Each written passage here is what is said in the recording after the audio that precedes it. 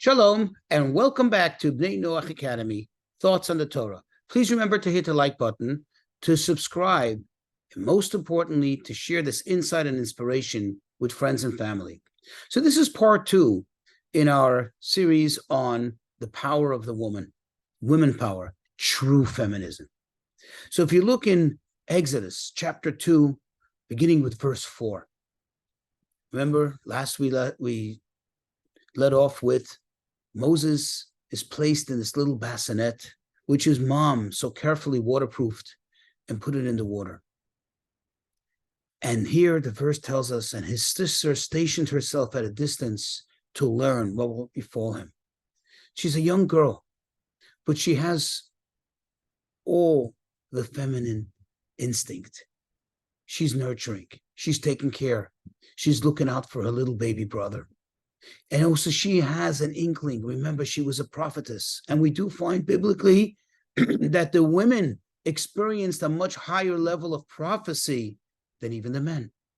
In fact, if you recall in the book of Genesis, when Sarah demands of her husband Abraham to expel his son Ishmael, and he's reluctant to do so, what does God say to him?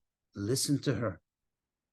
And the sages tell us what God was saying to him is, as much as you know spiritually, she is a greater prophetess than you. And the same was here. Miriam had this inkling, she had this inner feeling that this little baby is not just her brother, but this is one of the most significant people in history. And she cannot let go. She cannot just leave. She, even though she wasn't asked by her mom, for all I can surmise, her mom doesn't even know she's there. Her mom left it there privately and perhaps didn't want anyone to know about it. She was broken. She was torn. She may not see her baby again. And here, little sister volunteers on her own. She creeps there in the bushes and she's watching. And sure enough, this turned out to be such a great act of salvation that she did.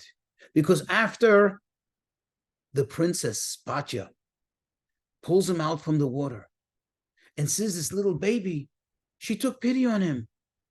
And immediately she sent for some Egyptian women to come and nurse the baby. They didn't have Walmarts. They didn't have supermarket chains where you can buy formula to feed a child. So immediately she looked for nurses, but Moshe would refuse.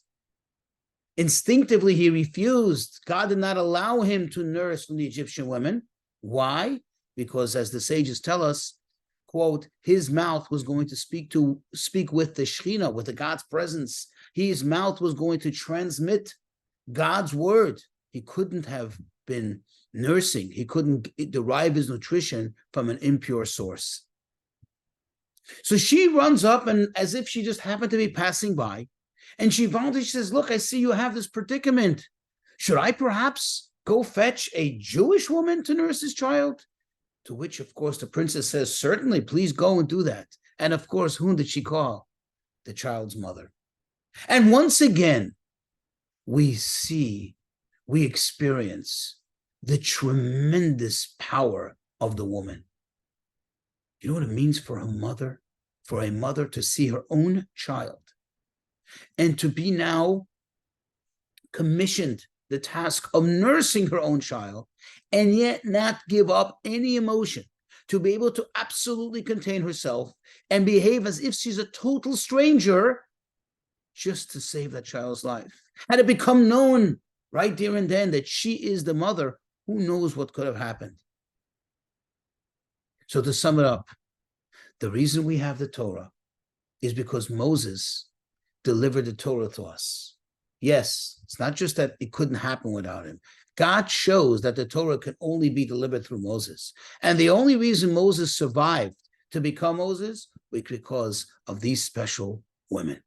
So that, again, once again, reminds us the power of the woman. You're a woman, utilize it. Know your power to give life, to save life, to nurture, to be a source of salvation to your immediate family and to people around you and to the rest of the world.